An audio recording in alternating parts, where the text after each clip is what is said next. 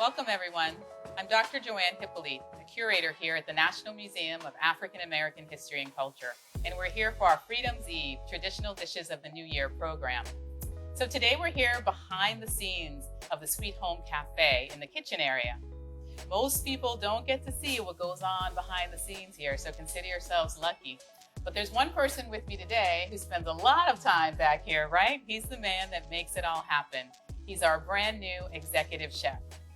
Now, Chef, I know a lot of people in our audiences may not know who you are. Could you tell us your name and a little bit about yourself? Yes, my name is Ramin Coles. I'm the executive chef here at the Sweet Home Café inside the National Museum of African American History and Culture. And what does being an executive chef entail back here in our cafe? A lot of work. But more importantly, it's running the day-to-day operations, making sure that the guest experience is the same every single time they come. Yeah, that's really important. Yeah. So because we're talking about New Year's, and New Year's is a time when we all do sort of make resolutions and set goals for the new year, I wanted to ask you if you had any goals for the Sweet Home Café in 2022. Yes, not resolutions, but goals. The biggest thing is right now during COVID, we're trying to get all our staff back. So we're trying to get the cafe back to its former glory and then push it into the future. That's really important. I know that we're not serving everything that we used to on the menu these days, and I can't wait until we're back to normal. Same. So we're here again for our Freedom's Eve program. Today, we're going to be talking about 3 traditional dishes that are served on New Year's Eve, typically on Southern tables. And these dishes are associated with prosperity and good luck. Chef, why don't you tell us what these 3 dishes are? So today we'll be serving collard greens. Traditionally, it's made with smoked meat, but today we're going to make it vegan so we can see a different option. Also, we're going to have cornbread as well as Hoppin John. We've got kind of 2 roles here. He's going to be doing the hard work, making all the food, and I'm going to be talking about the history behind these 3 dishes. Collard greens, Hoppin John, and cornbread. These aren't just typical Southern dishes. They also talk a lot about African American history in the South. They connect us to our West African ancestry. And lastly, they teach us a lot about changes over time in traditional recipes and values. So I'm going to hand it over to Chef Ramin to start with our first dish, which I think is Hoppin John. Hoppin John. So we have the traditional trinity, which is onions, garlic, celery. Well, sorry, not trinity. And green peppers. So that's what we're going to use to start our Hoppin John. We have a little bit of bacon and black-eyed peas. So I'll get started cooking that. First, we are going to actually sweat our bacon in our pan.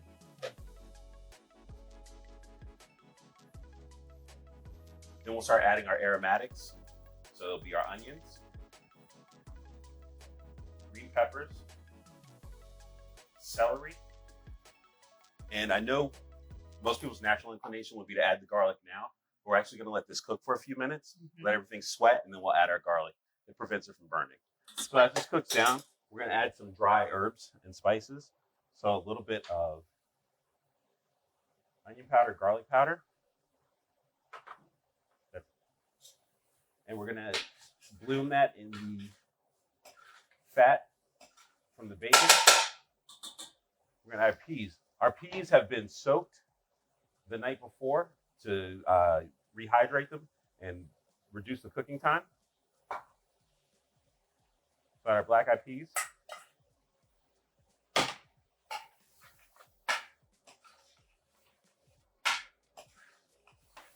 And what we have here is actually a ham stock.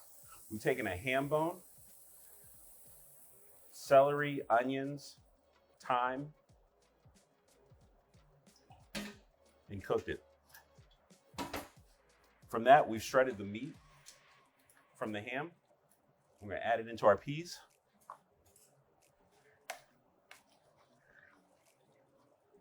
And we allow this to simmer. The trick here, we want our beans to be tender, but not overcooked. So they shouldn't split. They should still see the skin and everything intact. And we'll let that go, and then we'll come back and readjust for seasoning. And I think you told me that you actually took the ham bone from a Thanksgiving ham that you had, right? Yep, we froze it, and then when it was time, we took it out and we made our stock from it. Yeah, so folks, you don't have to go out and get a whole ham, right? No. Yeah, there are options for using what's left over in your other meals, right? Also, some of your local grocers will actually have some ham bones you can purchase. Perfect. Okay, so we're gonna finish our dish of Hoppin John. It is traditionally served with Carolina Gold, which is considered the Cadillac of North American rice. This has just been steamed with a little bit of salt. And we're gonna take our hot beans mixture and we're gonna... That looks amazing. Fold in some of the juice, the beans and the rice. And we're gonna finish it with scallions, chopped parsley, and our rendered bacon that is now crispy.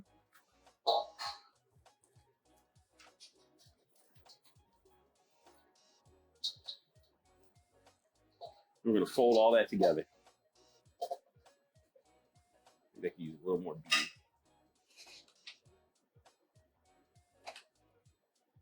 If you mind passing me one of the round bowls?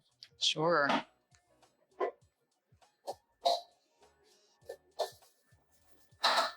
So in here we'll adjust for seasoning, meaning we'll probably add a little more salt.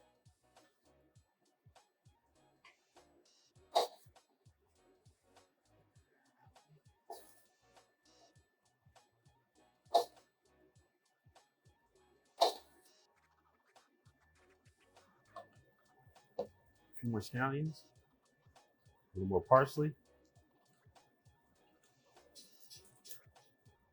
and a little more bacon. That's our Hoppin John. Okay. Great. Hoppin John is a perfect example of how New Year's Day food links us to our West African past. Let's take the black-eyed peas, for instance. They're native to West Africa. They were cultivated in the Nigeria and the Cameroon area all the way back to the Middle Ages. They became part of the Americas as part of the transatlantic slave trade. There are even stories of enslaved people being fed black-eyed peas as part of the food they ate as part of the Middle Passage. They became a staple soul food recipe here for enslaved people, as well as for white Southerners as well. So we eat them as part of New Year's Day because we believe that they bring good luck and prosperity. So they often call the black-eyed peas the coins, actually. And also in West Africa, black-eyed peas are also eaten for special occasions, just not for New Year's Day. So don't get that confused. And the second important ingredient is, of course, the rice, Carolina Gold rice. That's what you said you were cooking with today. So most of the rice worldwide that we eat today, it actually doesn't come from Africa. Where do you think it comes from, Chef? Well, I've been informed that it's from Asia. That's right. Almost 100% of the rice we eat around the world today is actually from Asia. But we've rediscovered, we've recently been in touch with the fact that Africa has its own variety of rice, and we call that variety Carolina Gold. It's now being recultivated and sold. We serve it here in the Sweet Home Café. Africans were brought to the New World, to the United States and other places as well, from the upper coast of Guinea, specifically for their rice growing skills. They knew how to grow it. They knew how to shape the waterways and to make it happen as much as possible. Rice became a major cash crop in the 1700s and the 1800s here in the United States. In fact, it made South Carolina the richest colony before the American Revolution. So we love the fact that this original rice that we know was probably eaten and cultivated here during those earlier periods of time is now back and available to us. It lives on, Carolina Gold, in the memories of enslaved people, and as well as in the memories of people who remember cooking with it for generations before we switched over to Asian rice. So we're now going to move on to our second recipe, also something associated with good luck and prosperity in the New Year's, and that is Collard greens. collard greens. But this version is going to be a little different. So traditionally, collard greens are made with assorted smoked meats, maybe a ham hock, a turkey bone, or something of that nature, even bacon. But because so many people now have gone vegan, we've actually decided to showcase a vegan version of this dish. For this dish, we are going to add onion. We're actually going to cook that down. We're going to sweat it down. Garlic.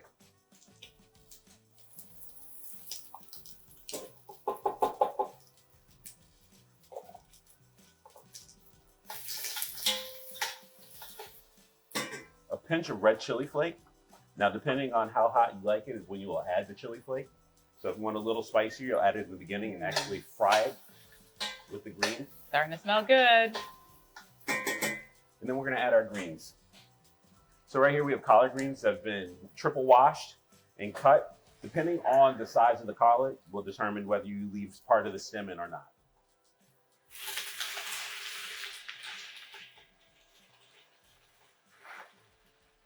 So for this dish, because it's vegan, we won't be adding stock, we'll be adding water.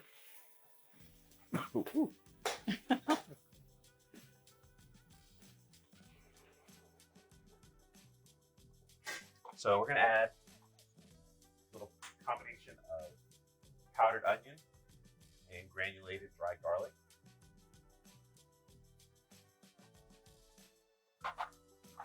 A little bit of seasoned salt. You want to be careful. We can always go back and readjust our seasoning. You don't want to over season. A little bit of mustard, which is not traditionally an ingredient you will see. I'm gonna pinch it, just a little bit of that. And a pinch of brown sugar. Okay. So traditionally greens were cooked all day, but if you're gonna be home, it doesn't have to cook that long. We're just gonna cook them until they're tender to the tooth. And our goal is actually not to overcook the greens as we go. Keep an eye on your water levels. The pan should not become dry. We're gonna put a lid on it and allow it to steam itself. We'll come back and check it shortly. Excellent. So while we're waiting for the collard greens to cook down and develop that flavor profile, I'm going to talk to you a little bit about the history of collard greens. Unlike black-eyed peas, collard greens, the vegetable, don't come from West Africa. The vegetable is European in origin. But the tradition of flavoring, the traditional way of flavoring them with ham or with other types of meat may have West African influences. In countries like Liberia and Sierra Leone, you may be able to eat dishes like potato greens, and they're also flavored with meat or with fish. You can also get them at your local African restaurant if you're here in Washington, D.C. It's absolutely true that enslaved people were given leftover scraps of meat to eat. They didn't get the choice cuts of meat. And then because they were given these scraps, they decided to cook them in soupy dishes and spread the nutrients and the protein around to everyone. If you only had one piece of pork or 3 pieces of pork, only 3 people got to eat, right? Yep. But when you can put it in a dish, then everyone gets to have a little bit of the nutrients.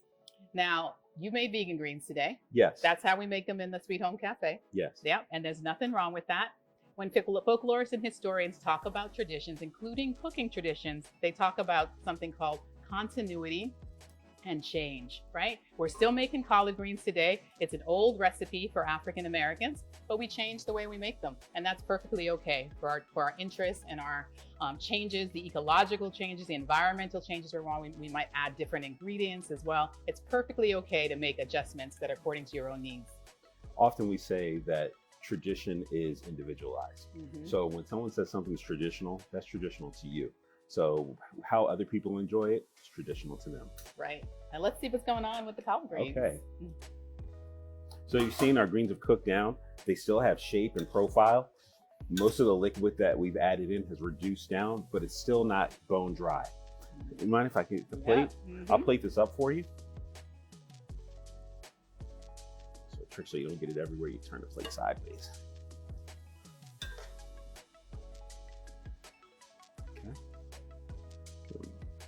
So greens are not traditionally eaten dry, so we take a little bit of the juice, which is known as pot liquor, and add it in.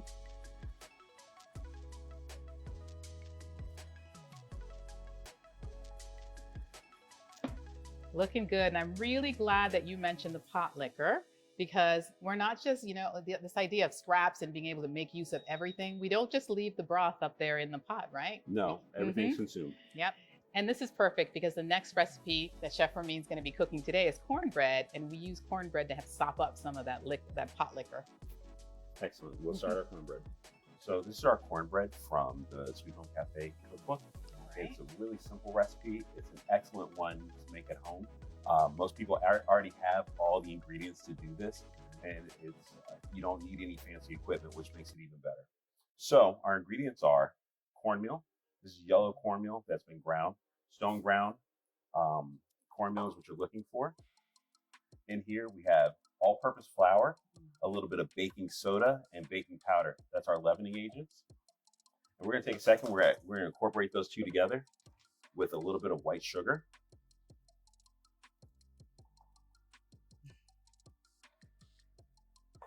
So this is a double recipe from the one in the book. So if it looks like it's a lot, it is.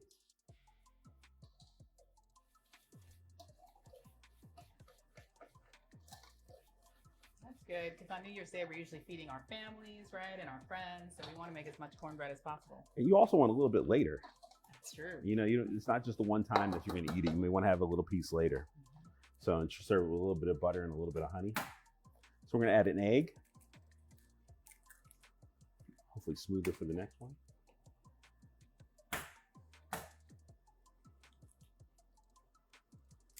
And what we have here is full fat buttermilk.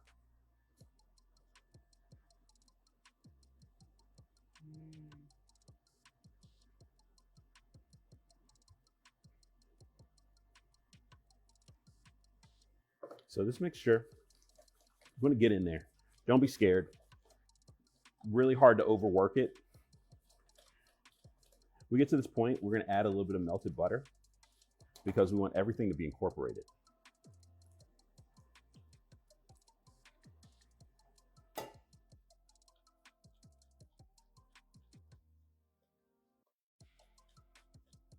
We're gonna go through, make sure that no dry spots in your cornbread. Also, when the mixture is done, you can look at the edges. And when you look at the edge, all the fat should be incorporated. Does it matter if there are any lumps in the batter at all? No, you don't want it to be smooth because then if it is, you actually have overworked the batter. But what you're looking for are no dry pockets. So then we'll take our spatula. What we have here is a cast iron skillet and it's been oiled ahead of time. I used a cooking spray. You can feel free to add bacon fat, butter, anything like that, anything to keep it from sticking. We preheated our oven to 400 degrees. And now we're just gonna add this in. And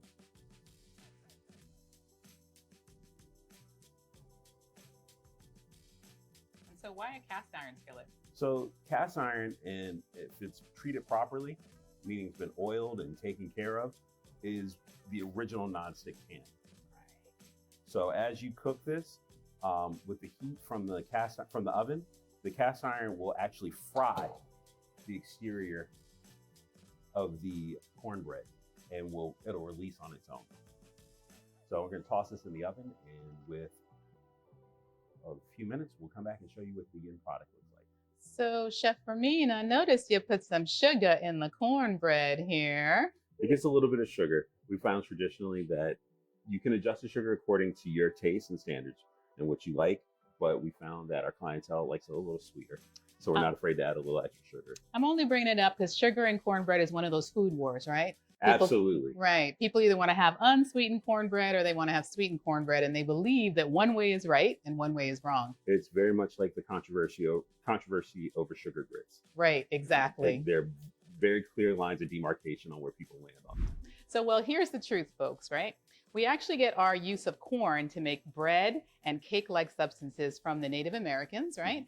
They taught us how to take cornmeal and use it, and when we arrived here in the Americas, and Europeans and Africans all started making all of their own versions of types of breads and cakes. So in slave narratives or in the WPA narratives, you actually hear enslaved people talking about things like corn pone, hoe cake, ash cake. All of those things were cornmeal-based concoctions, right? Before the 1860s in the Civil War, sugar was pretty much a pretty expensive commodity. Not everybody had access to it or the money to be able to buy it and to be putting it into all kinds of things like cornmeal. So yeah, it was a huge luxury, exactly. So most of the people were eating unsweetened cornbread, hoe cake, and ash cake. But as things got better for everyone, people started adding sugar, actually. Making it sweeter. And that's the story of sweet versus unsweetened cornbread. There's no one right way. It's just a matter of things changing over time. Here it is, our final dish, cornbread. It's looking pretty good. So cornbread, you see that it's tender, it's cooked, it's not too dry, but it's also very moist. If you take it, it should actually ball up in your fingers and cake up. And that's part of what you pick up when you go to SOP. And that's it. We call this program Freedom's Eve because of the special significance this day holds for African Americans. January 1st, 1863 was the day the Emancipation Proclamation took effect for many Southern states.